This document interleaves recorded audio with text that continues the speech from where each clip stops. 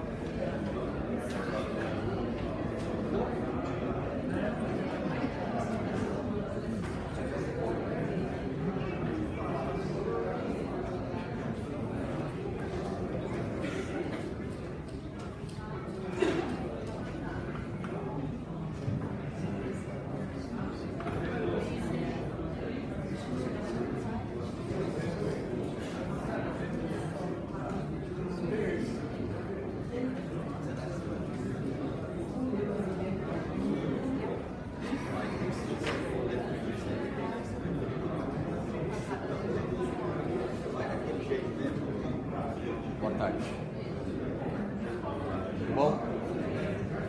Médico? Alô. Boa. Havendo número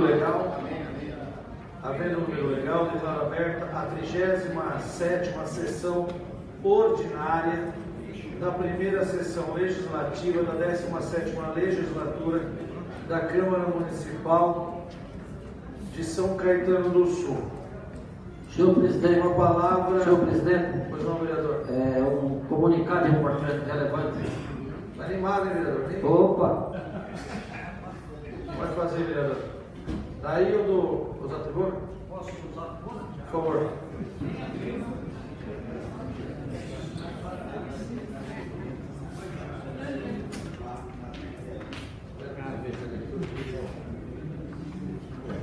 Senhor presidente, nobres pares, senhores parlamentares, público aqui presente e nas redes sociais. É com tristeza que faço esse comunicado relevante. Ontem, ao assistir a TV, na Record TV, como está sendo chamada agora a Rede Record, né, vi uma matéria que me entristeceu bastante, que foi a que trata do problema da UTI do nosso tão bem querido, nosso tão bem representado, nosso tão bem procurado Hospital Infantil Márcia Braga. Na matéria, senhor presidente, da TV, mostra um cadeado, parece uma prisão. O local que era para atender as crianças está com um cadeado. Está fechada a UTI. Uma UTI que foi inaugurada, eu até pedi para imprimir aqui a publicação da rede social da própria prefeitura, na quarta-feira, dia 1º de novembro, e dizendo que foi entregue a revitalização e ampliação da UTI pediátrica do Hospital Infantil e Maternidade Márcia Braga, que estava fora de funcionamento desde dezembro de 2015. Mas não começou a funcionar. Então, senhor presidente, é um absurdo gastar quase 2 milhões para fazer uma reforma de uma UTI para atender as crianças de São Caetano e essa UTI encontrasse no cadeado fechado, enquanto o prefeito e a secretária não se encontravam no município. Vereador, eu peço que o senhor seja breve até pelo horário que tem cumprido o expediente. Ah, tá bom, senhor presidente. Por isso, senhor presidente, a bancada progressista está protocolando um requerimento agora, nesse exato momento, à mesa diretora, para que seja convidada a secretária municipal de saúde, para que venha a essa casa dar as explicações necessárias e cabíveis desse problema. São Caetano não pode ficar com o nome sujo na saúde, como foi feito nessa matéria. Então, estou protocolando, queria que o senhor colocasse em votação agora esse requerimento. É obrigação dessa casa fiscalizar todos os atos do executivo, e esse é um momento importante nessa situação. Não podemos deixar só para concluir, senhor presidente, não podemos deixar essa situação sem esclarecimento. É necessário, a secretária sempre vem aqui para fazer prestação de conta, e agora é um momento importantíssimo que ela vem explicar. A população precisa saber, porque senão fica a imagem apenas a notícia dada pela imprensa, porque a prefeitura não fez qualquer pronunciamento oficial. Então, senhor presidente, estou protocolando em meu nome e do vereador Chico Neto a convocação da secretária da saúde para vir aqui a essa casa dar as explicações necessárias ao parlamento municipal e ao povo de São Caetano. Só para deixar os vereadores cientes, na explicação pessoal aí acaba espaço pelo horário, a gente tem que usar por conta do expediente. Vereador, só para concluir, eu sei que o tema é importante, será debatido, essa casa não prevarica, essa casa não deixa de estar atento, o senhor pode protocolizar.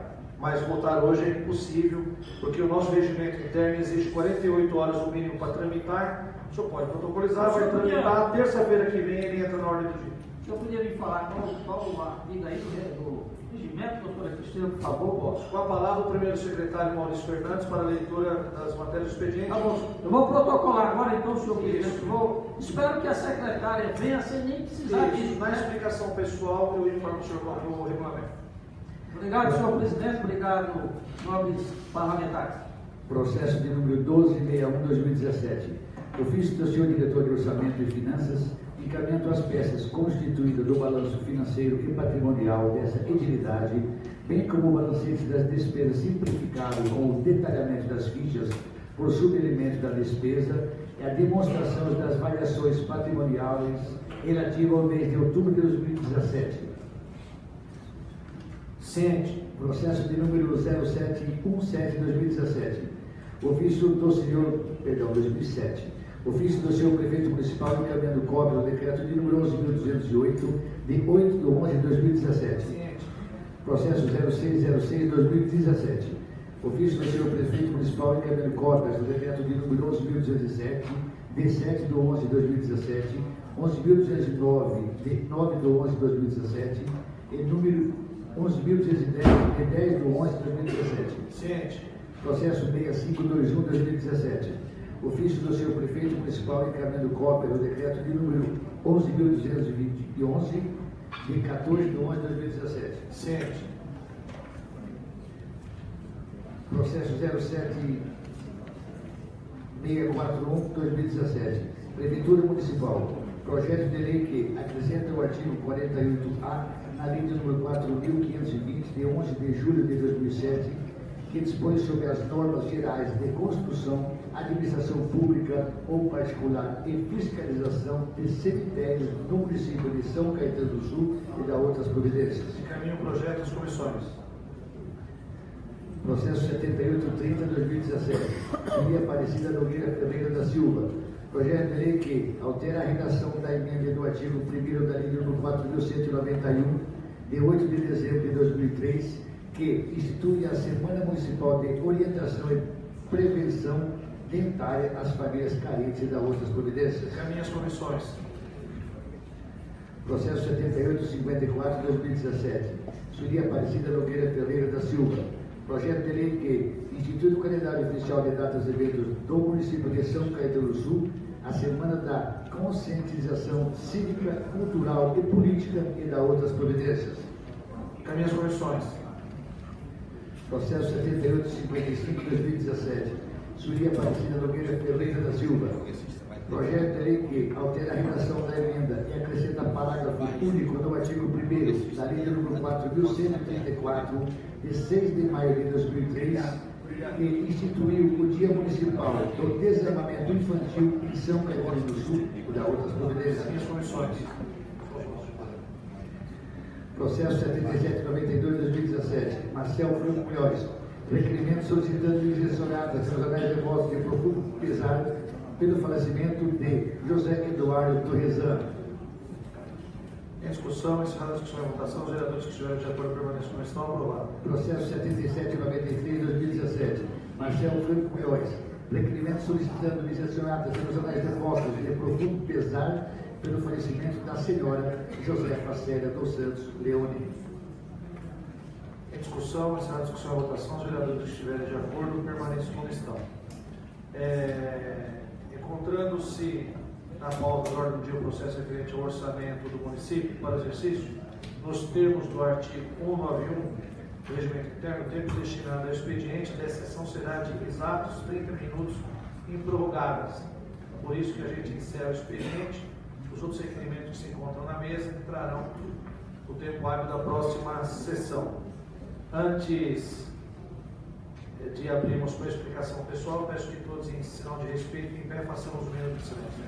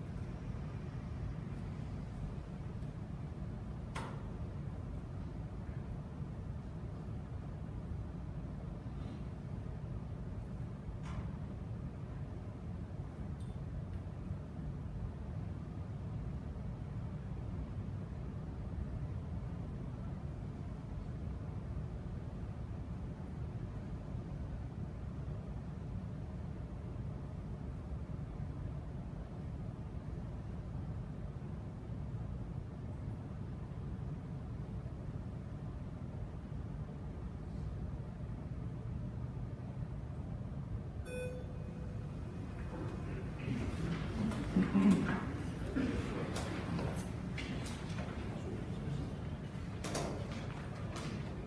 da explicação pessoal, em cumprimento ao disposto da resolução de número 538, de 12 de novembro de 65, e da resolução de número 958, de 13 de junho de 2007, convidamos a nobre vereadora Sueli Nogueira para fazer uso da palavra em nome do Legislativo, a fim de saudar a data de 20 de novembro, comemorativa ao Dia Nacional da Consciência Negra.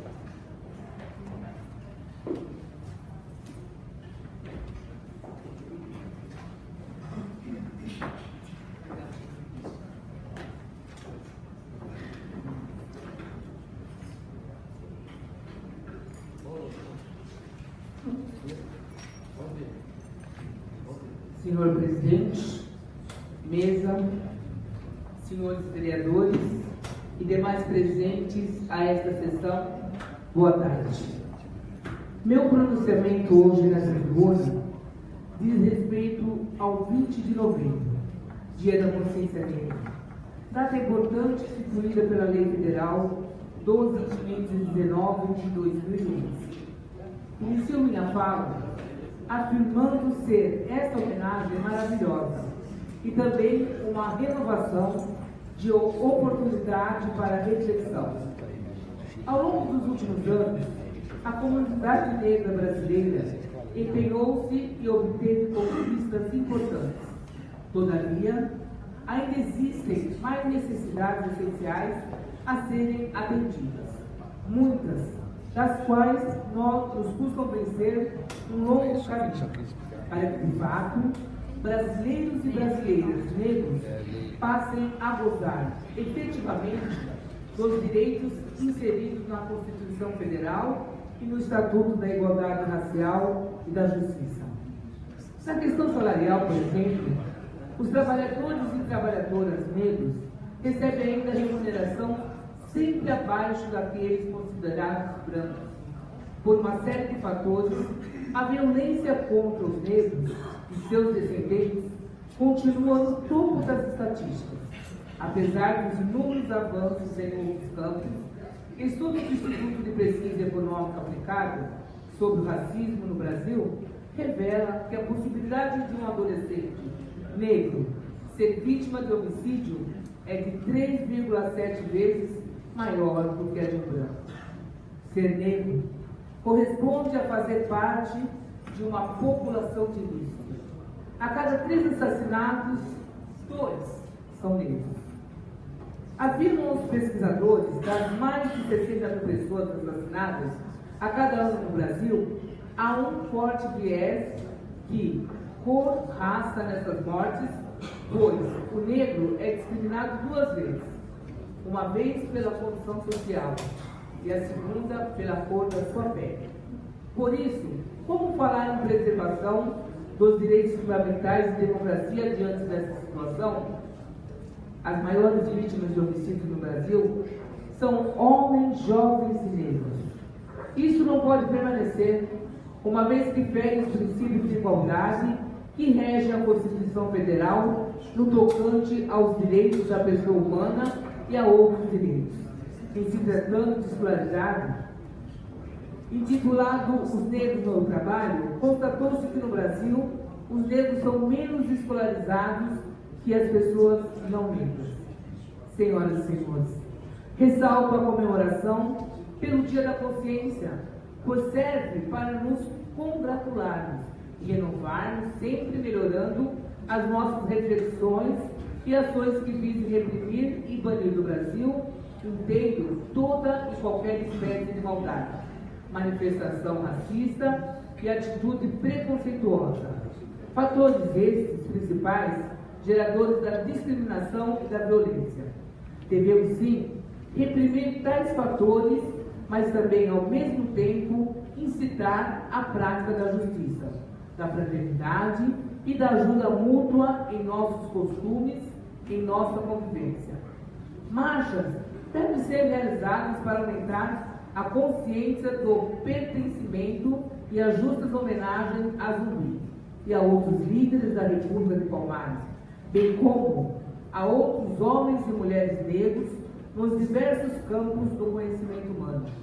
Nesse sentido, podemos destacar Machado de Assis, escritor, André Rebouças, engenheiro, especialista em engenharia hidráulica, ferroviária e de portos, Chiquinha Gonzaga, compositora, pianista e a primeira mulher a reger uma orquestra no Brasil, João Cândido, líder da revolta da Chibata, que ajudaram na construção da riqueza da nação mais negra fora do continente africano.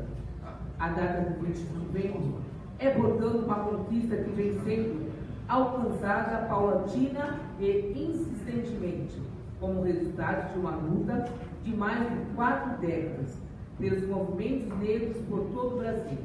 Não se trata apenas e tão somente de conseguir mais um feriado nacional, mas sim uma forma de valorização do cidadão de origem étnica negra em nossa sociedade. E a valorização desse cidadão por toda uma nação, que, segundo dados, tem sua população constituída hoje por mais de 52% de indivíduos de origem africana. Toda a nação, não apenas a brasileira, almeja conquistar e conservar-se em seu pleno desenvolvimento humano. E, senhoras e senhores, pasmem, para que um país como o nosso alcance tais objetivos, a exemplo das nações mais antigas e avançadas, deveremos tratar, de fato, todos os seus cidadãos, independentemente de suas origens, como cidadãos plenos. Para tanto, reflitamos, considerando as histórias injustas, sociais, que levaram ao racismo em nossa sociedade, e busquemos reverter esse quadro, corrigindo e recompensando as ações pela paz social. Sim, o auxílio de todos é o bem sempre imprescindível.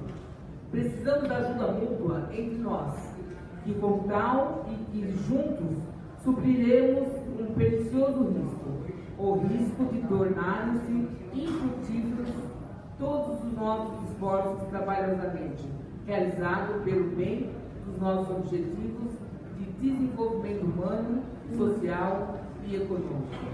E por fim, para resgatar o espírito desse dia 20 de novembro, quero homenagear a todos que carregam em seus corações os ideais de trabalho, liberdade, igualdade, solidariedade e justiça, acreditando que podemos sim construir um Brasil de direitos e oportunidades iguais para todos nós.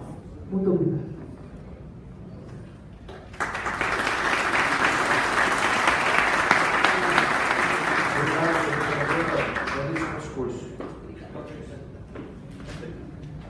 Abrindo a explicação pessoal, o primeiro vereador convidado a falar, vereadora Ana Clélia Campanella, líder do governo.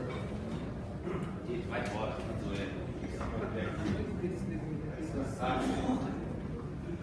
Senhor presidente, primeiro eu quero pedir desculpas aqui, minha voz não está aquelas coisas, né, Chico? Mas mesmo assim eu vou falar, porque eu continuo ainda me movendo pelo combate à injustiça. Isso é uma coisa que ainda me incomoda. Mas vamos lá.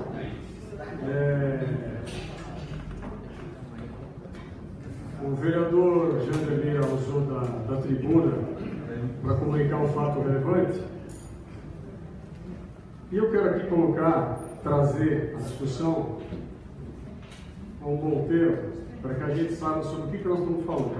Para que a gente entenda qual é a construção que está sendo feita pela oposição hoje e aonde eles querem chegar. Então eu quero ser assim muito sucinto, muito claro com os amigos vereadores aqui, em termos de esclarecimento.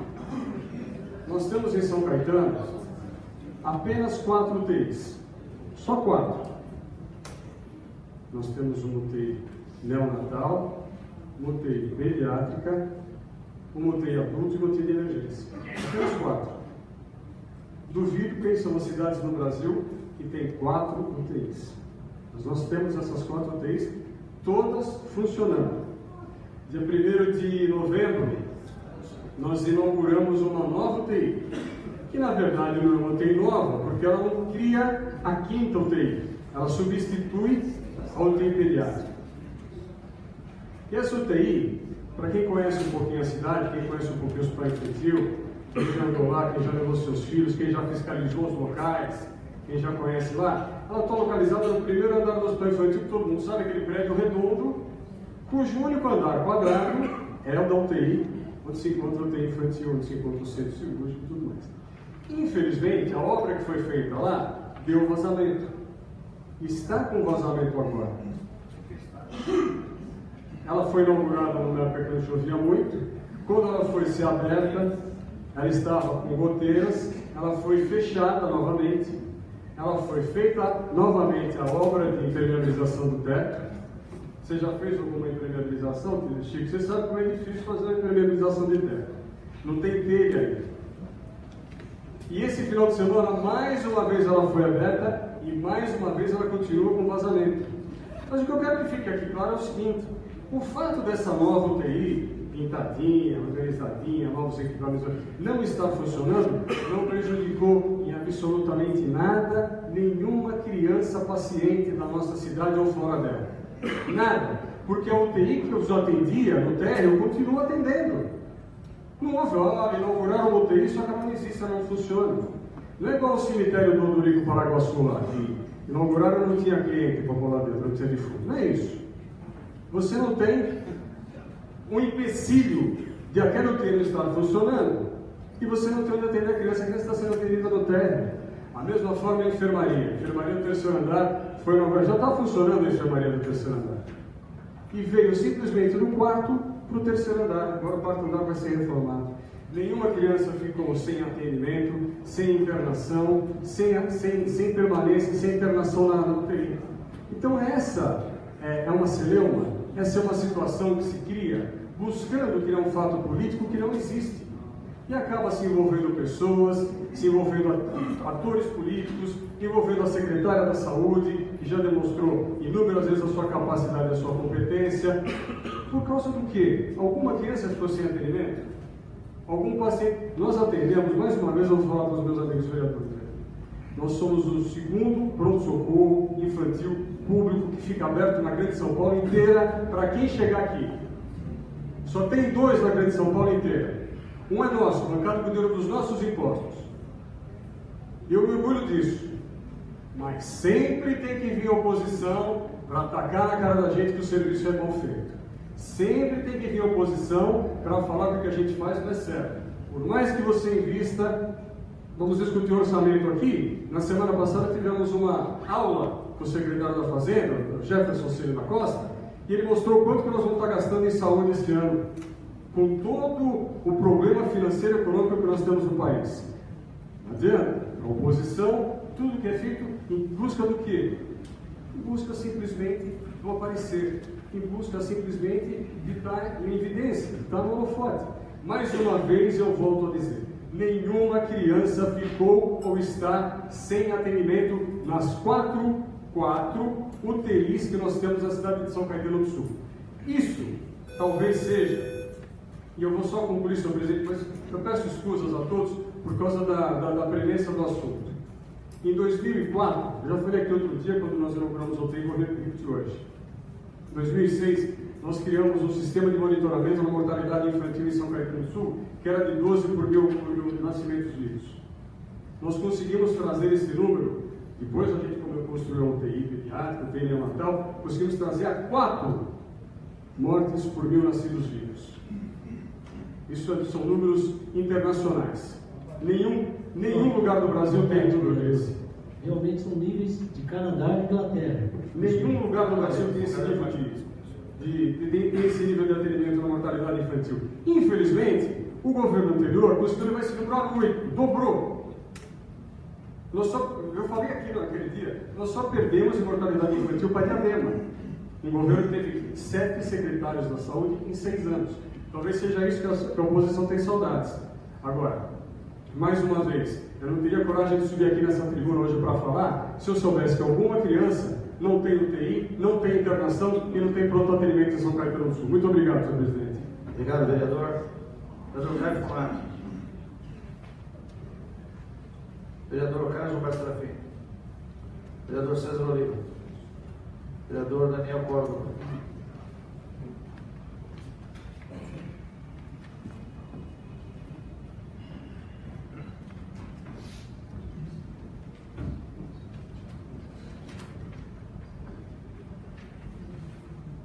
presidente, vereadores, público presente.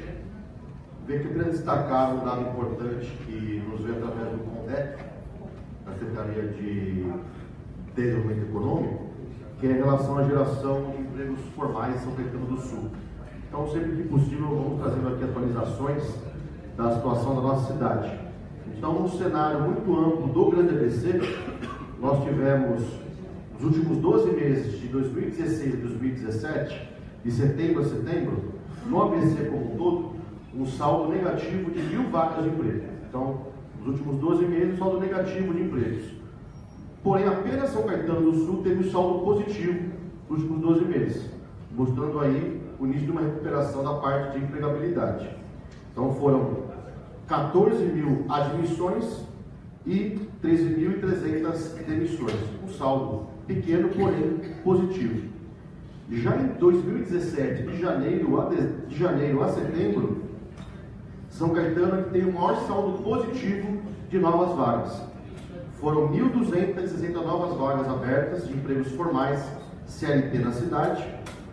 Foram 11.000 admissões e 9.000 demissões. O maior saldo de funcionários registrados CLT pelo CAGED. E há de se ressaltar o quê? São Caetano do Sul temos o quê? 150 mil habitantes? Líder? 150 mil habitantes? Santo André, Diadema, realmente mais de 500 mil habitantes. Então, São Caetano do Sul teve 11.000 admissões esse ano, registrados. São Bernardo, 17.000, mas com o quíntuplo ou sextuplo, né, de população. E Santo André, 20.000 admissões registradas. Enquanto a partir da Diadema, que é um polo industrial muito forte, né? E Mauá, apenas 4.000 admissões durante o ano. Então isso mostra, certamente, São Caetano do Sul uma vertente da área de tecnologia, da área médica, como o prefeito vem se colocando como uma cidade promissora nesse segmento. Então a gente vem aqui através como membro do CONDEC, designado pela Câmara, traz essas informações, que é uma pequena recuperação já da economia no Grande ABC, mas São Caetano nas duas estatísticas de forma positiva, tanto nos últimos 12 meses, quanto os 11 meses desse ano. Então é isso. Obrigado. Obrigado, vereador. Vereador Edson Pato.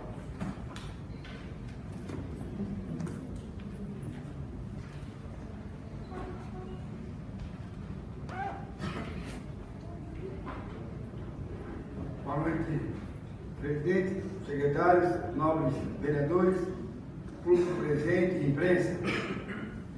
Eu acho que o líder, vereador Tito Campanella, expôs com muita clareza, apesar da voz, tem tanto meu time, né?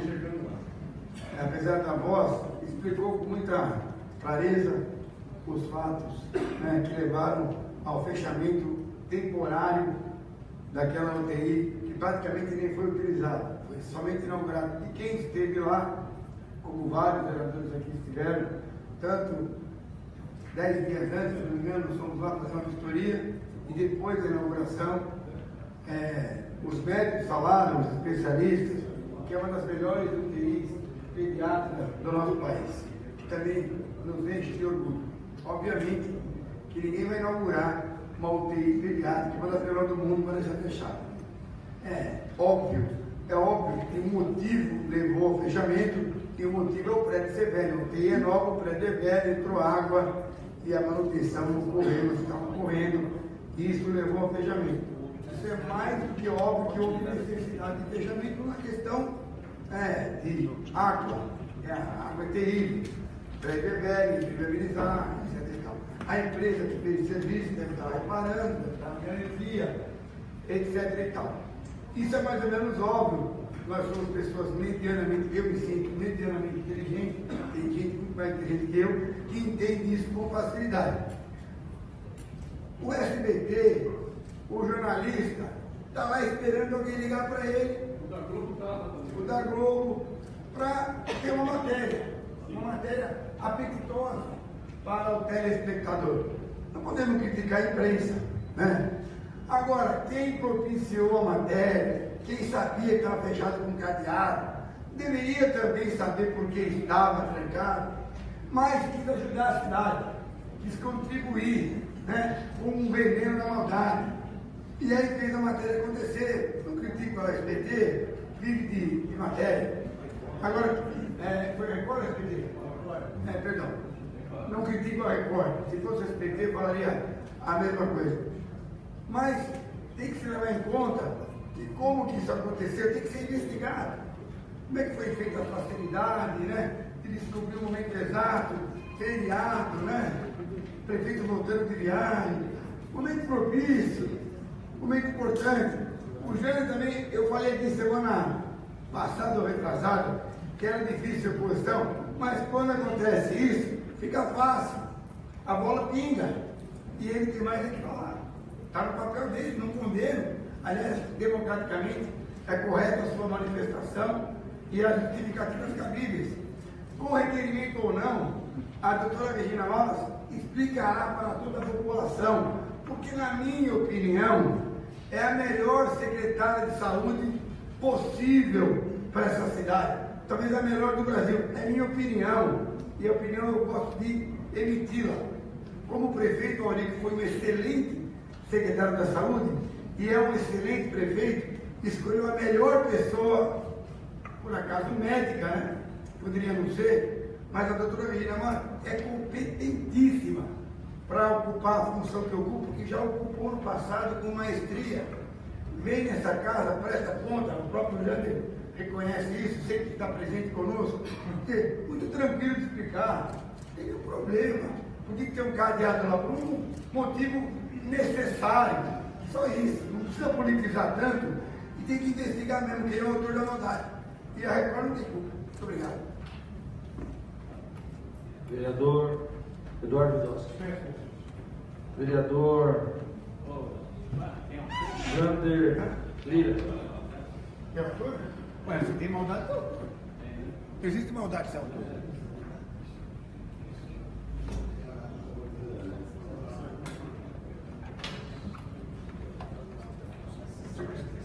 Senhor presidente, só deixar um esclarecimento aqui para o... Não é o senhor não, viu, maldoso? Não, eu sei. Eu só deixar um esclarecimento, em nenhum momento aqui eu fiz qualquer acusação à doutora Regina Maura, a gestão dela frente à Secretaria da Cultura.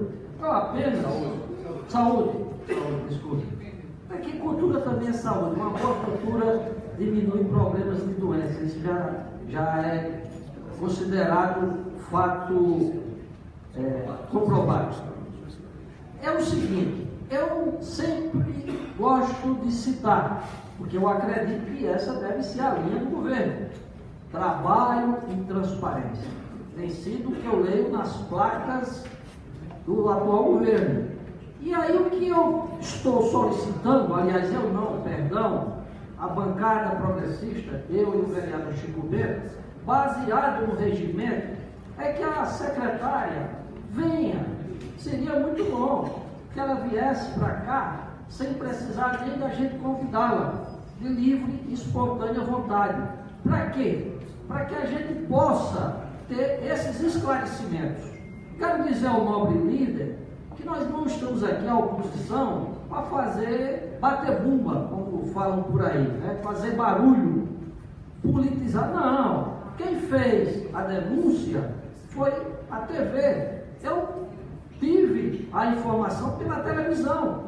E cabe a um parlamentar, sempre, cabe a nós, vereadores, sempre que assistimos uma denúncia, ou lermos uma denúncia, ou sabermos dessa denúncia pela voz viva de um munícipe, investigar. Está lá, o papel do vereador é fazer a investigação, é fiscalizar a lei, é claro que criar leis, que é o caso que nós devemos fazer daqui a pouco no orçamento da cidade. Então, a questão é essa, é transparência. Eu acho que é de bom tom que a secretária viesse e explicasse todas essas questões, por causa do problema da goteira, inclusive eu acho que agora deve estar alagado com essa chuva, e nós estamos entrando na época do verão, que é muita chuva torrencial em São Caetano, agora nesse período, porque se não for tomada providências, logo aquilo ali vai ser totalmente destruído, e os 2 milhões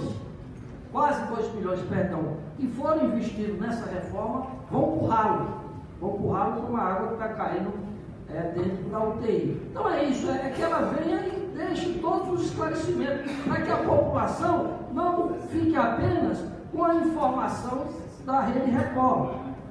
E eu acho importante que ela venha e diga isso. Quais são as providências que estão sendo tomadas. Por isso que eu fiz esse requerimento. E é verdade tanta que nós temos preocupação, e não apenas de fazer oposição, que estivemos com o vice-prefeito e o prefeito de exercício, o Beto Vidócio, solicitando um ofício que ele assinou para a gente encaminhar para o deputado federal, o nosso Guilherme Bussi, que é o presidente estadual do nosso partido, onde a gente solicita verbas para de computadores e equipamentos eletrônicos para o Alcina, como eu falei aqui na audiência com o secretário, que estão ainda no tempo da Idade da Pedra. Solicitamos verbas para a saúde, solicitamos 3 ambulâncias do SAMU para o município, fora a verba específica para recapeamento asfáltico dentro do município. Então a gente, não apenas eu e o Chico B, mostramos os problemas que afligem a cidade e o município, mas também estamos trabalhando para que São Caetano continue melhor do que estava no passado, sempre no crescente. Por exemplo, uma preocupação muito grande, nossa, Chico, e o secretário patenteou isso aqui na audiência, é que em 2016 se gastou 30% do orçamento com saúde. Por isso que a saúde foi tão boa na época que o senhor ali estava lá ajudando o doutor Paulo, o doutor Marcos Fonte também estava ajudando o doutor Paulo, por isso que eles também merecem o crédito por essa saúde. Só que agora caiu para 24%, até agora que foi gasto foi 24%, caiu 6%. Isso representa próximo a 20% de queda do gasto. Talvez se explique as filas, que está ocorrendo e a demora no atendimento no atendimento médico aí em relação a exames. Tem exames aí com mais de 6 meses. Então, isso talvez explique essa redução orçamentária. Mas nós poderemos corrigir isso a partir de hoje na discussão do orçamento, dando mais verbas para a saúde, que é uma área importantíssima, principalmente, viu, Sidão, nessa crise econômica, porque passa o país na medida que muita gente está sem plano de saúde. Inclusive nossos funcionários, espero que o secretário resolva esse problema da licitação imediatamente, o mais rápido possível. Muito obrigado, presidente. Obrigado, vereador.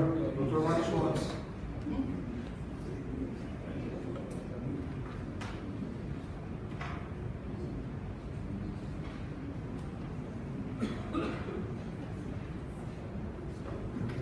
Boa tarde a todos, senhor presidente, secretários, nobres vereadores, público presente e imprensa.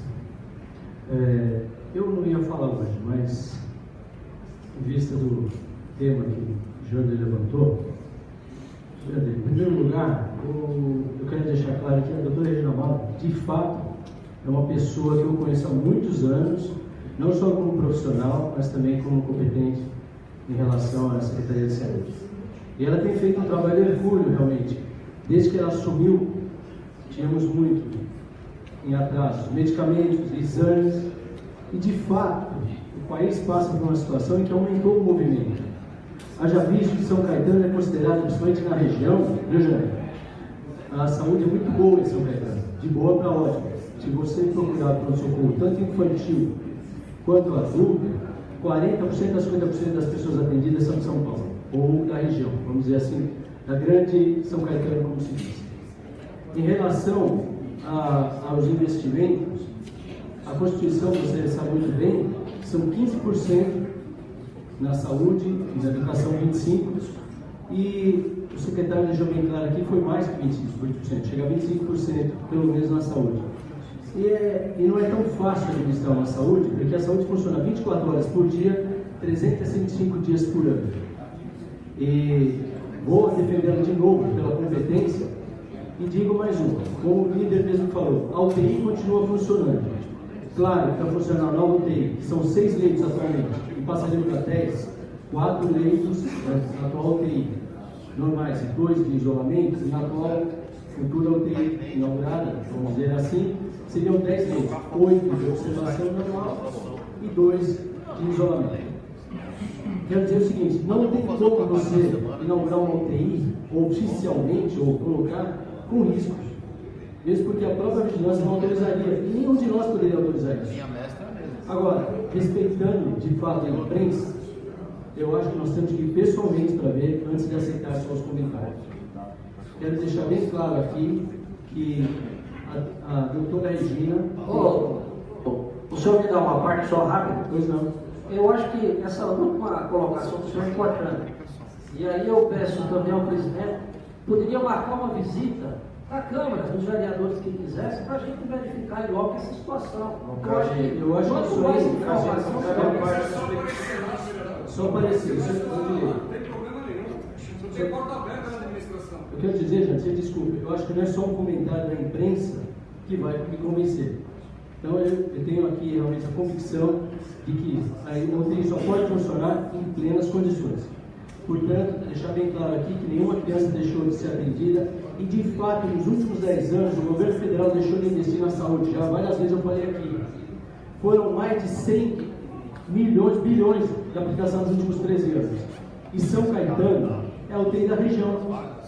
E quero deixar bem claro, eu já fui diretor e nós somos referência pelo CROSS, que é a Central de Regulação.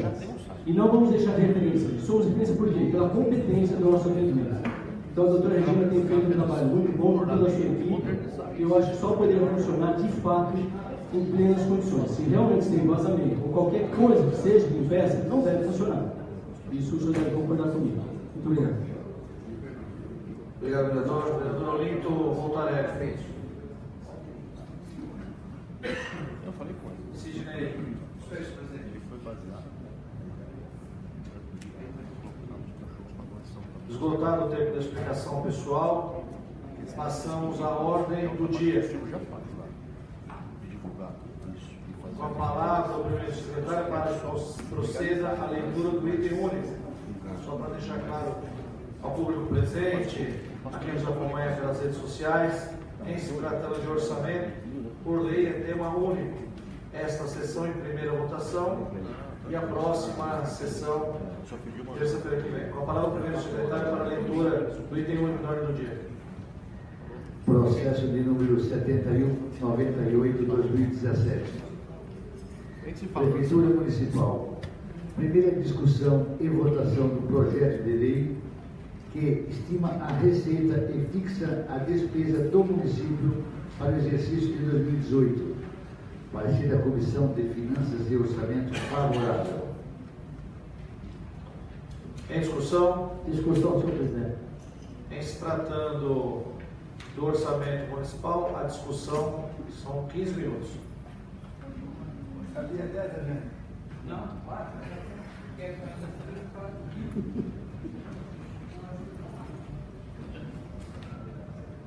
Senhor presidente, eu fico...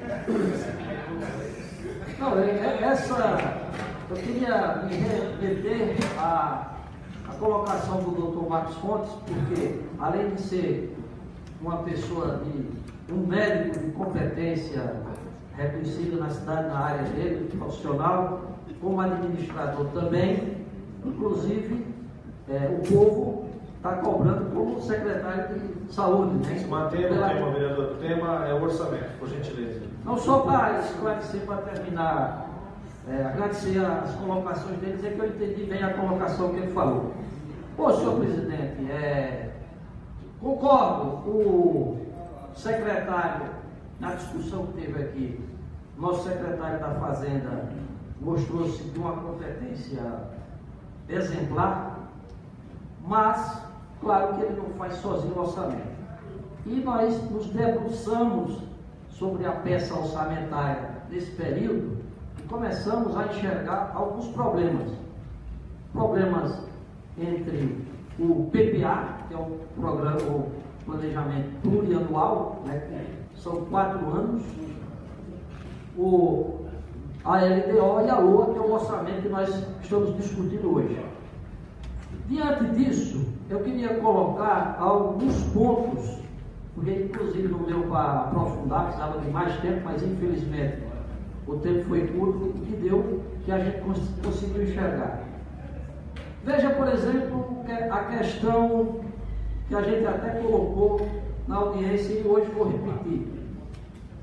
Lá no PPA está 48 mil alunos. Segundo o secretário, são 24 mil, mas a ideia, ou se eu explicar, o PPA diz que o município, o ano que vem, vai atender 48 mil alunos com uniforme escolar.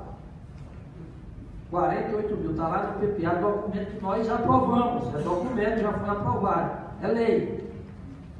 48, portanto, nós temos que cumprir a lei, ou mudar o PPA. Ora, mas segundo o secretário, são 24 mil alunos na rede. É que o objetivo, a intenção do município, da administração, é dar uniforme 2 vezes ao ano. Só que o valor é incompatível. Daí que é preciso, e por isso, senhor presidente, na próxima, o Sidão, que vou dar um encaminhamento, você é o presidente da comissão, nós vamos apresentar. São 2 entregas, né, de uniformes ao longo do ano, mas... É, exatamente. Segundo o secretário, quando eu questionei... Isso que eu achei, durante um número de 48 mil, mais da metade da população. E era previsto no modelo anterior, né? Agora no novo formato. Não, pelo menos é o mesma dúvida que o senhor tem, eu tive e questionei aqui na audiência. E aí a explicação dele foi essa, que era duas entregas, obrigado pela observação, 2 enxovais. Entretanto, o valor não dá para fazer isso. Daí que a nossa intenção depois é apresentar uma emenda e peço aos senhores que estudem com carinho essa possibilidade. Já que o prefeito quer dar os 48 mil, acho justo, acho bacana, vamos aumentar a verba, vamos dobrar essa verba, porque pelo valor que está hoje no orçamento, é impossível ele atender a essa lei do PPA, a essa medida, a esse anseio. Uma questão também preocupante é a questão das bolsas, né, o programa graduado. No PPA, que é lei, que nós aprovamos, que nós vamos ter que cumprir, fala em 3 mil atendimentos ano, 3 mil bolsas. Entretanto, o valor é 1.246.000, ou seja, dá R$ 34,61 mês. Qual é a faculdade, professor? Expedito. É essa a unidade, a mensalidade na USCS? R$ 35 mês? Não é. Então é impossível dar 3 mil bolsas com esse valor. E a lei nós temos que cumprir. Está lá no PPA, 3 mil atendimentos. Então o que daria, em média, R$ 415 ano. Eu quero saber qual é o custo. Talvez nem à distância você tenha um custo superior a esse valor. Portanto, é outro problema que nós temos que resolver. Ou nós aumentamos o valor, por isso que eu vou apresentar também outra emenda, para que a gente possa conseguir cumprir a lei que nós aprovamos. Nós aprovamos essa lei, dizendo que tem que dar 3 mil atendimentos. E esse valor não dá, precisamos aumentar isso.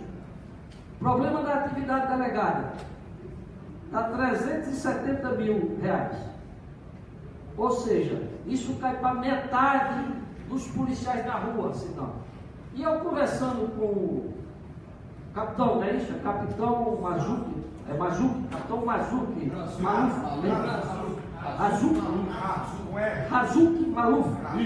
Razuki Maluf, ele disse para mim o seguinte: com esse valor cair de 50%, é impossível fazer a operação delegada como a gente quer. Ele inclusive citou vários problemas de assalto no município na época, por exemplo aqui na Santa Catarina, ali nas Pernambucanas, porque houve um assalto que não tinha a operação delegada. Então com esse valor cai para metade, ou seja, o que a gente quer de segurança, viu Cezinha, fica difícil.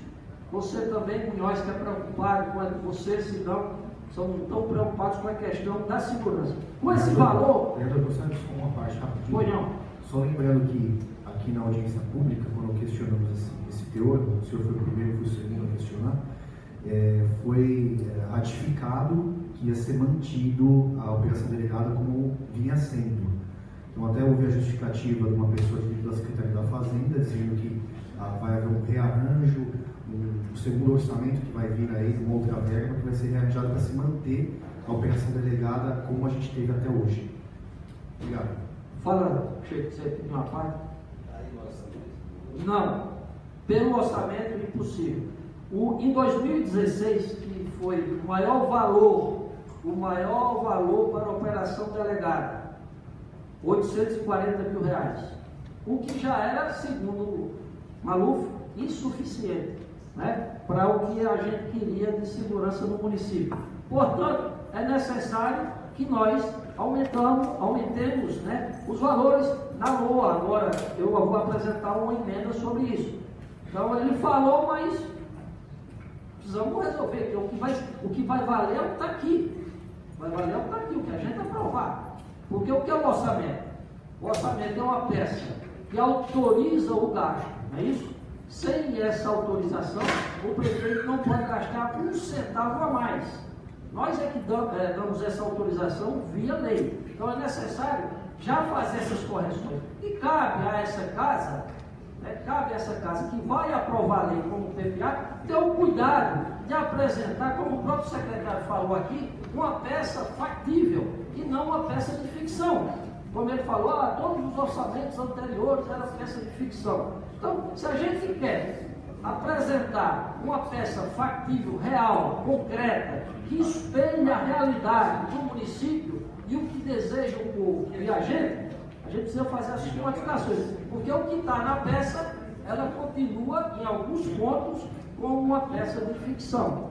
Continua como uma peça de ficção, não muda nada, precisa ser modificada. E a hora é agora e aqui. Outra situação, senhor presidente, é no que toca, deixa eu ver aqui, Jovem Ação. Os valores também são insignificantes, né? E nós achamos que é necessário. Veja bem, essa crise econômica,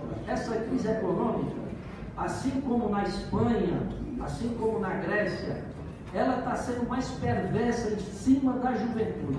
É o jovem que precisa trabalhar e não consegue emprego. Os índices estão sendo mostrados aí pela imprensa, pelos institutos de pesquisa. Nossa juventude, e nós aqui da parlamentares sabemos essa dificuldade. A maioria das pessoas que nos procuram é o problema do desemprego, principalmente do jovem. E há um recurso muito menor para o programa Jovem em Ação. Daí que nós temos que ter essa sensibilidade. Diferente do líder que quer um Estado mínimo, eu acredito que o Estado tem que ser importante para atender a população quando ela precisa. Não adianta você dar o guarda-chuva, como eu falei, quando está fazendo sol. O guarda-chuva precisa agora na chuva.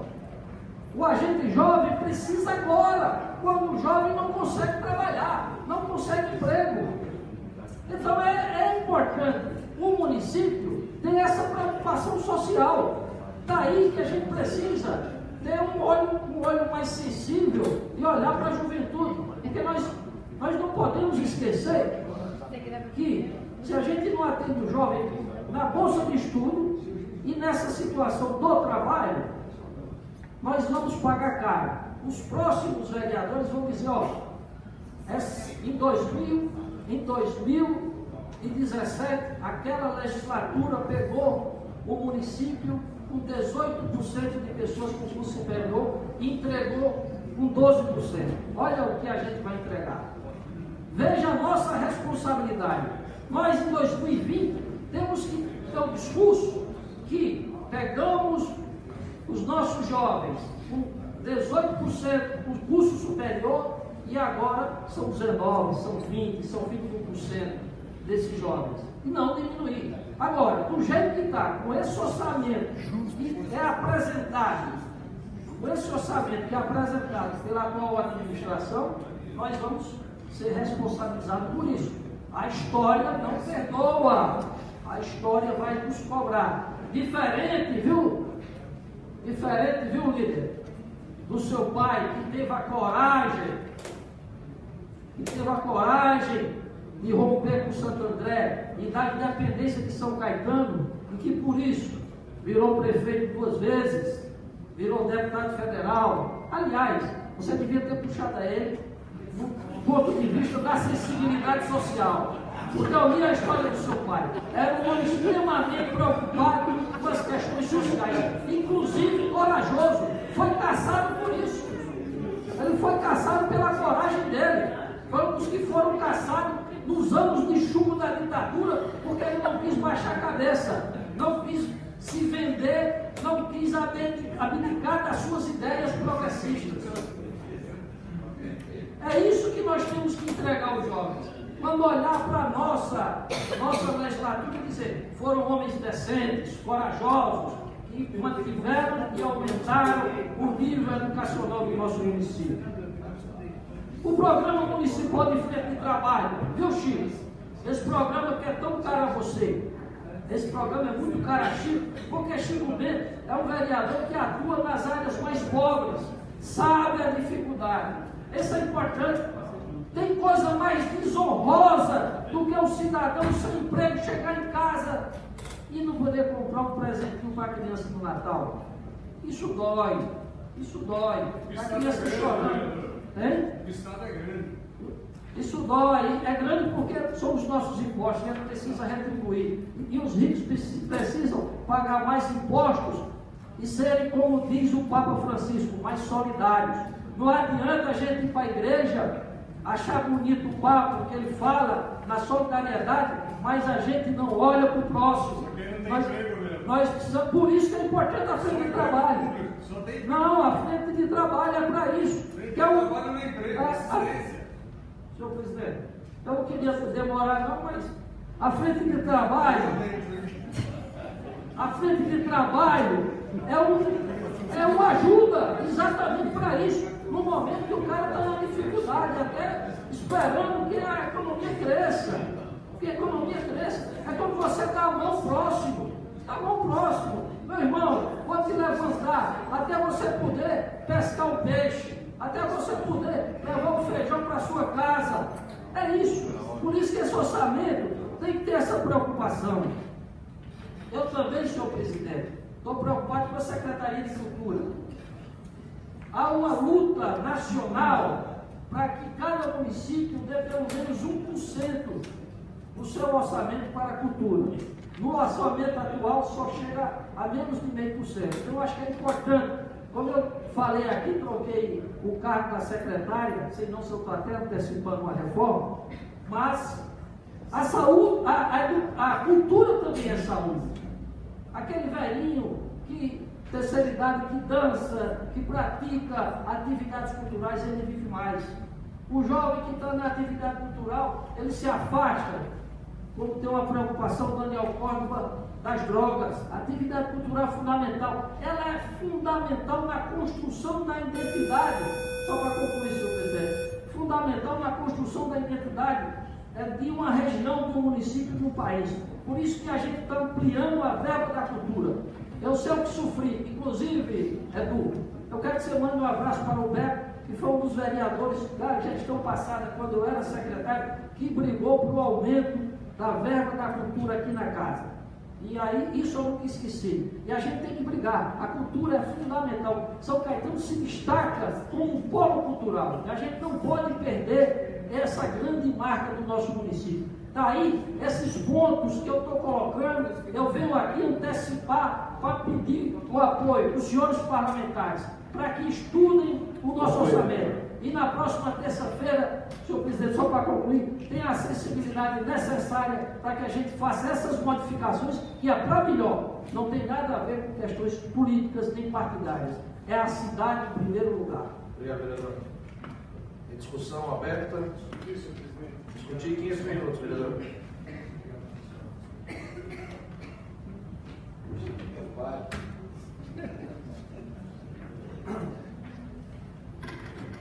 Senhores vereadores, senhor presidente, nós tivemos aqui a presença do Jefferson Ciro da Costa, nosso secretário da Fazenda, que nos apresentou essa proposta de orçamento do governo municipal e foi profundamente claro, objetivo, demonstrou todo o seu conhecimento, toda a sua sabedoria fiscal, tributária e legislativa com relação a esse assunto.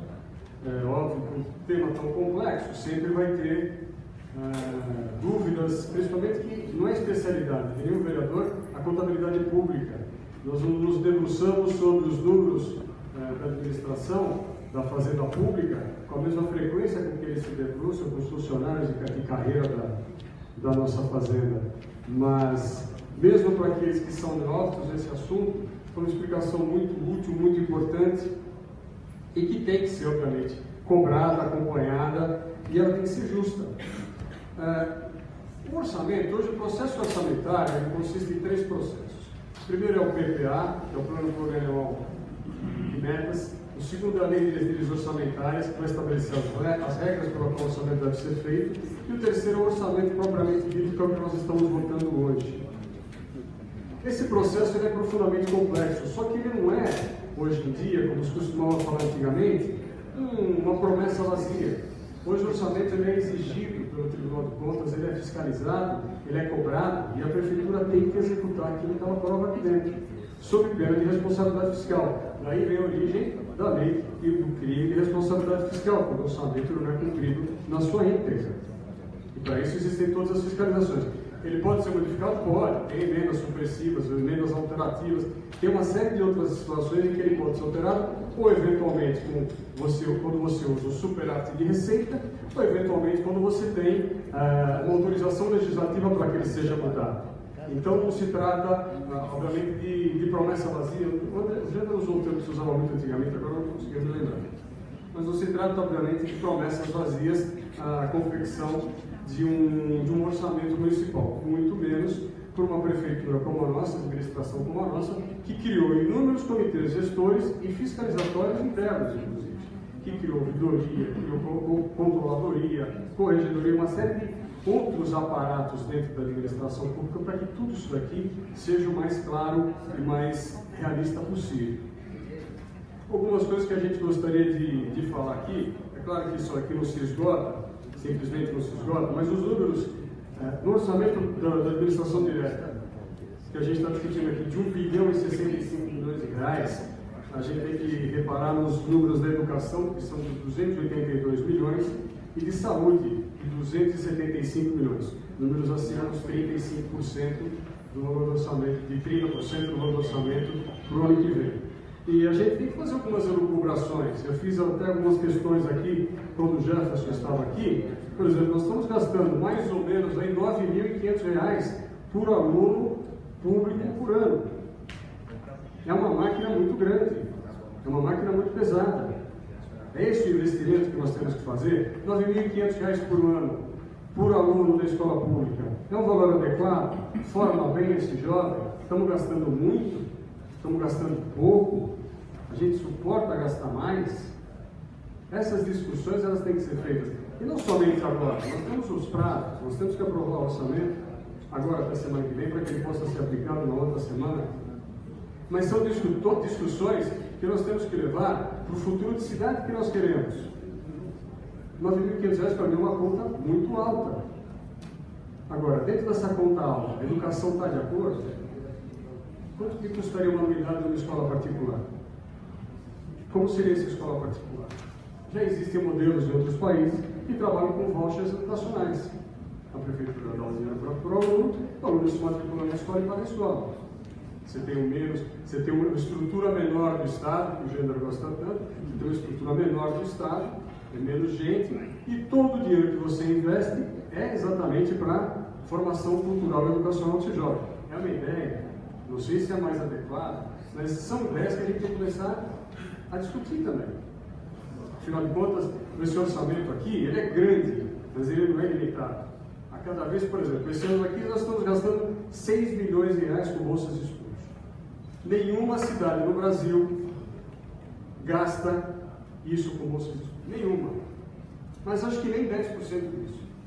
Acho que nenhuma cidade no Brasil dá bolsa de estudos. Não quero falar bobagem aqui, porque eu não sou dono da verdade. Não temos números, não tenho certeza absoluta para testar isso, mas ninguém gasta 6 milhões com bolsa de estudos.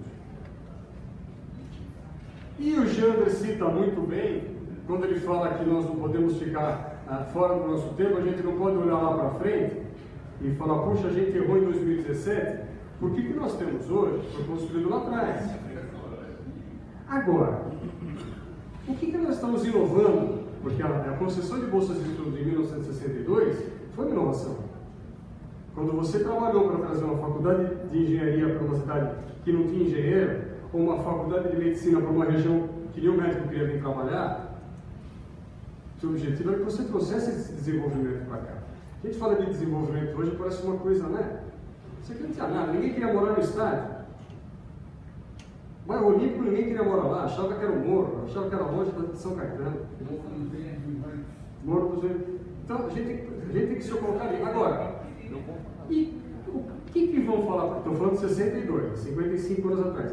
O que vão falar para a gente em 2072, daqui a 55 anos? Qual foi a nossa inovação? Me desculpa, Jandré, com todo respeito, mas não é o Jovem Ação, depois a Cesta Básica, depois o Agente Cidadão Sênior, não é condenar uma população inteira a viver de favor.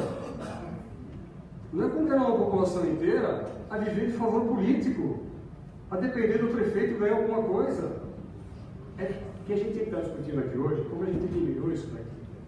R$1 bilhão é muito dinheiro. R$1 bilhão é dinheiro demais, que sai do bolso da gente e que vai para a prefeitura, ou vai para o governo estadual, ou vai para o governo federal.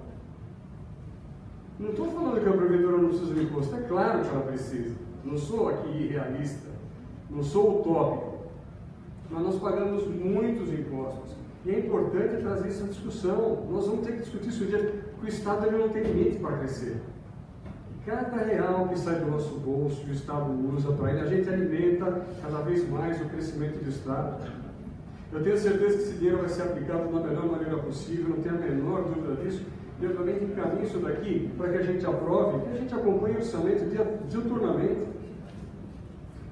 Mas não tem cabimento a gente pagar tanto imposto e a gente ter tão pouco retorno. Vou dar um exemplo agora da atividade delegada. Nós pagamos um monte de dinheiro. Temos a melhor polícia militar do Brasil, sem sombra de dúvida, a Polícia Militar do Estado de São Paulo. Isso não tem o que discutir. Mas não tem cabimento a gente pagar tanto imposto, o governo do Estado ter uma super polícia, e a gente vai ter que começar a pagar também para poder ter mais polícia no contraturno dela. Quando é que isso vai acabar? Qual é o fim disso? Quando é que soluciona? Quando a gente tiver a terceira atividade delegada, ou a quarta, ou a quinta? Porque a gente não resolve o problema da nossa segurança. Já falei. Quantos exemplos aqui a gente dá, todas as sessões dos problemas de criminalidade? Temos um governo federal enorme, não dá uma resposta para a gente, que a gente precisa das alterações de Código Penal, Código de Processo Penal. Nada. Não muda nada no Brasil e nós continuamos pagando impostos. E cada dinheiro que a gente paga, cada centavo que a gente paga imposto, sai da atividade econômica. Você viu, eu estava vendo esse final de semana que nós temos no Brasil 4.000 juízes trabalhistas. 4.000 homens e mulheres julgando um livrinho de regras trabalhistas. 4.000, uma estrutura absurda. Nós temos, olha, vocês verem, o nível de desperdício aqui não dá nem para falar. A Procuradoria-Geral da República, aquele prédio lindo que tem lá em Brasília, custou 500 milhões de reais na época que ele foi construído. É feita uma reunião lá uma vez por semana à noite, entre os procuradores que são chefes. Para quê? É esse o Estado que o Jander quer. O Estado que só cresce. O Estado que aniquila, que acaba com toda a iniciativa privada. Fala hoje para o Eduardo empresário. Eduardo, é fácil dar emprego no Brasil, Eduardo? Quantos aqui, que estão aqui nessa bancada, todos com iniciativa, porque o cara para ir para a rua pedir voto, tem que ter uma vocação e tem que ter muita vontade. Quantos dos senhores aqui não quiseram abrir empresas? Quantos dos senhores aqui não abriram empresas? Quantos dos senhores aqui não quebraram por causa do peso do Estado brasileiro nas nossas costas? É insuportável. Não dá para um país crescer dependendo de favor do Estado. Do senhorzinho que dá o uniforme, do senhorzinho que dá a cesta básica, do senhorzinho que dá o agente cidadão sênior, que dá o programa agente jovem. Não dá. Esse país não vai crescer, ele vai se enriquecer em si próprio. Só um dado. Claro. 37% dos fatores de uma empresa são tributos. 37%, você trabalha no governo. E obviamente não precisou nem fazer a pergunta retórica. O que você recebe de volta? Nada. Nada, absolutamente nada. Então, se a gente quer debater, a gente tem que debater isso. Diminuição de impostos, diminuição de carga tributária, efetivação dos serviços públicos prestados. Pode falar. E sobre a taxa de juros, o senhor não tem nada para falar? Mas é a consequência do aumento do custo do Estado. O Estado precisa de dinheiro, Júlio, só para concluir uma coisa aqui. O Estado precisa de dinheiro para se financiar, porque o imposto é insuficiente para ele. 55% do nosso orçamento é para pagar juros, 45% sobra para o resto. O problema do Brasil... Você está falando, você está contando para mim a causa, não o efeito. A gente precisa tomar dinheiro no banco porque só os impostos já não sustentam o governo. O governo precisa pegar dinheiro dos bancos. O governo melhor, quem mais empresta dinheiro dos bancos é o governo. Tanto que você tem hoje o título do Tesouro Direto, o professor presidente do professor Pilero sabe disso. O melhor empréstimo que você pode fazer na sua vida é para o governo. O governo não quebra nunca. Eu quebro, o Edu quebra, o Sidão quebra, todo mundo quebra, menos o governo. Eu agradeço imensamente as palavras que você fala do meu pai, viu, Jandaí? Você tem algum... Eu agradeço imensamente isso. É uma história realmente muito bonita. Ele era realmente um homem de muita coragem.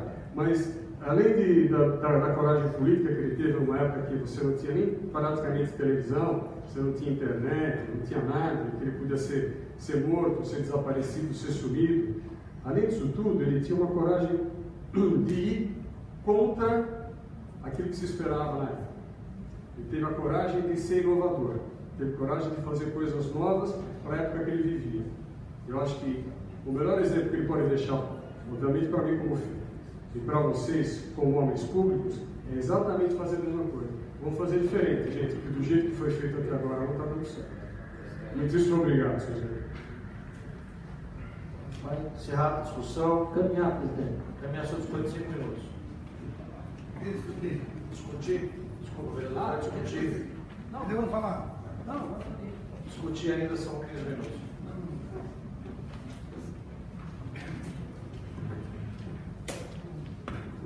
Eu gostaria só de fazer um comentário, que foi um tema que me chamou muita atenção nos anos anteriores. O GD colocou aqui algumas coisas que são ajustes necessários no decorrer do exercício. E quando eu cheguei nessa casa, e já era uma coisa tradicional de muito tempo, não sei dizer se todos os anos de vida dessa casa e do executivo, mas se fazia tudo aquilo, audiências, depois do LDO, a LOA era votada, e no final, né, a gente votava, discutia, apresentava emenda, aprovava ou reprovava as emendas, e no final das contas, a LDO, que é anterior à LOA, permitia o remanejamento de 100% das despesas, de secretaria para secretaria. Aí sim, até eu usava essa palavra na época, que era uma peça de ficção mesmo, total. Era surreal, né? A gente brincava, falava que era o cheque branco, era o Pio, também botou contra, muitas vezes. E aí discutia, e eu chegava e falava assim, olha, está bem feito esse orçamento. Foi pessoas técnicas, funcionários de carreira, desde a época do Paulo Pinheiro, muito bem elaborado, feito com carinho, com técnica. Mas para quê? Se depois o prefeito ia gastar como ele bem quisesse. Isso ocorreu na votação de 2013 e de 2014. Você me fala a memória. Em 2015, já veio uma redução bem grande dessa liberdade de remanejar para 50 anos, Chico. Aí veio para 50. Foi quando eu votei a favor. Porque na verdade eu não estava discutindo que o orçamento era mal feito. É porque não tinha sentido ter 100% depois. Ficava uma coisa fora da realidade. Havia o cheque em branco. Aí eu votei a favor 2 anos seguidos no governo anterior. E agora a mesma coisa. Tem ajustes para serem feitos e serão feitos. Né? O uniforme ia ser de uma maneira, aí a modalidade foi alterada, vai ser de outra forma. Mas o importante é que agora nós vamos manter os 50%. Já fizemos isso. Já foi votado na LDO. Então, era só esse adendo aí no seu comentário, de peça de ficção. Não é mais, né? 50% é muito ainda, podemos até discutir que ainda é muito, mas se você pensar aqui que a saúde e a educação já trava, que tem limites obrigatórios, né? A folha de pagamento, né? Folha de pagamento, que não tem como mexer muita coisa, o que destrava é muito pouco, mas pelo menos não é 100%, fica mais racional e mais inteligente. E é por isso que eu vou acompanhar a Comissão de Finanças e Orçamento e vou votar a favor também. Obrigado. Vereador Jânio, você dispõe de 5 minutos.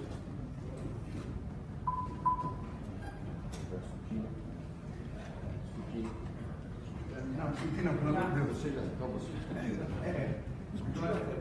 de Deus. No artigo extremamente lúcido, o professor Luiz Carlos Bresser, que foi ministro da Fazenda, fundador do PSDB, diz no artigo, ele diz claramente: há uma falácia que o problema do Brasil é reforma trabalhista e é carga tributária. E aí ele dá um exemplo. A Alemanha tem uma carga tributária maior do que a nossa, muito maior, salários muito maiores do que o nosso, entretanto é a locomotiva da União Europeia, tem saldos comerciais anualmente, mas vamos olhar a taxa de juros na Alemanha. O problema é esse.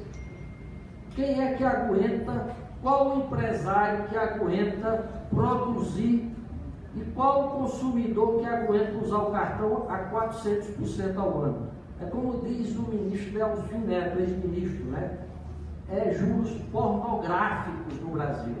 O problema do Brasil é esse. Como eu disse, 55% do orçamento, 55% do orçamento do dinheiro que a gente paga vai direto para o banco. Os rentistas, hoje é um governo rentista. O presidente da Fiesp, olha a contradição, o presidente da Federação das Indústrias do Estado de São Paulo não tem uma indústria, vive de renda. Então esse é o problema concreto do país. Mas voltando, e o problema é o seguinte, é que o dinheiro vai para os grandes. O Estado é um pai para os ricos. E é um padrasto, usando um termo não politicamente correto, mas aquele padrasto malvado da história em quadrinho, né, para o pobre. Ele maltrata o pobre. Então corta no menor para dar ao maior. Esse é o fato concreto. Agora voltando à questão da educação. Ora, a gente gastar 9 mil reais para os nossos alunos, como é que a gente vai concorrer com o aluno do Eduardo Gomes, que custa 16 mil? E o aluno da Escola Bandeirantes, que custa 60 mil? Veja bem, é pouco 9 mil reais, é pouco, presidente. E sabe como é? Quer dizer, o nosso aluno público, o filho do pobre, que não pode pagar o Eduardo Gomes, que não é um dos mais caros do município. Eu acredito que deve ter escola aqui, como o Fênix Lilari, deve chegar aí a 30 mil ao ano, custa um aluno do pai. E a gente achar muito pagar 9 mil reais, quer dizer, então nós vamos ter dois cidadãos de duas categorias, o do ensino público e do ensino privado. Aí é o que acontece. De fato, a gente perpetua o quê? Isso não é republicanismo, a gente perpetua a divisão, o atraso. Não, o que está acontecendo é que 9 mil é pouco, tem que aumentar. Como é que um aluno desse vai concorrer com um cara que tem 16 mil reais, 20 mil, 50 mil reais? Por isso que eu sou a favor daquela emenda lá do senador Cristóvão Buarque, que diz o seguinte: quer entrar na política? Todo político vai ter que colocar seu filho em escola pública e usar o hospital público. Porque é muito fácil você adoecer e ir para o sírio-libanês. Tem que ir para o SUS, pô. Desculpa aí, mas é a verdade. É a verdade. Tem essa palavra dos anais aí. Fiquei até empolgado. Quer dizer, eu adoeço, né? Vou para um sírio-libanês, porque eu sou político. Ninguém vai para o SUS, só um cidadão comum. Então, eu acho que isso não é demagogia, é o justo. Isso é uma república. Se é uma república, não tem diferença. Todos devem ter a mesma oportunidade. Como é que você dá igual oportunidade para todos? quando você dá educação equalizada. Aí os melhores que se destaquem. Aí você realmente vai dar. Agora, você é bom, quer estudar e não consegue uma boa escola, e o outro, que o pai tem recursos, consegue, você vai perpetuar a divisão sempre. Por isso que a maioria dos pobres são negros. Viu, Sueli? Por isso que as mulheres negras ganham menos, os negros ganham menos. Por quê? Porque quando deram a liberdade, não deram a oportunidade. Colocaram os negros para fora das fazendas e te vira. Agora o filho da casa grande, do senhor de engenho, podia estudar nas melhores escolas. Então, eu acho que é esse o papel. Essa discussão está sendo até um pouco filosófica, meu líder. Mas é isso. O papel do Estado é esse. É agasalhar o mais carente. O que acontece no Brasil é o contrário. É proteger. Fugiu a palavra. É proteger o mais rico e abandonar o mais carente. Isso a gente tem que acabar. O Estado tem que ser exatamente o que a gente tentou na instituição da República. Republicano é isso. Todos são iguais perante a lei e as oportunidades também são iguais. Mas você precisa da educação para todos. Encerrada a discussão. Senhor presidente, só para que eu esqueci, só dizer o seguinte: eu estou encaminhando um voto. A bancada progressista vota favorável, desculpa, presidente, vota favorável, mas apresentaremos as emendas necessárias na próxima sessão para melhorar o nosso orçamento. Sem dizer que é um bom orçamento, mas precisa de melhorias para atender melhor a nossa população. Encerrada a discussão, encerrado o encaminhamento, coloco o projeto em votação. Os vereadores que estiverem de acordo ao projeto permaneçam como estão. Aprovado o orçamento em primeiro turno. Ratifico aos vereadores que as emendas, caso venham a ser apresentadas, obrigatoriamente feitas ao presidente da Comissão de Finanças, vereador Sidney Bezerra da Silva. Creio que até quinta-feira, às 18 horas, o gabinete estará aberto para receber as emendas, para que possam ser apensadas na sexta-feira para a ordem do dia da próxima terça-feira.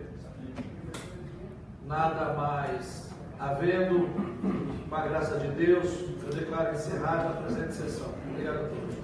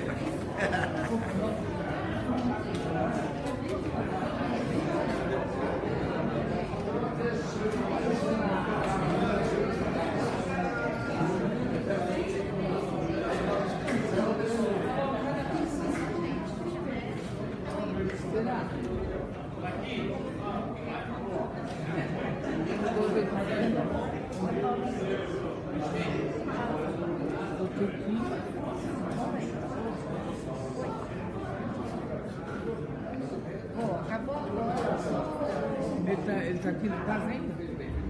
Sim. Será que o Nilton está aí ainda? Peraí, o Nilton está aí ainda, se ele está perguntando? Não, já foi? Tá. Eu vou embora. Eu vou ficar aqui.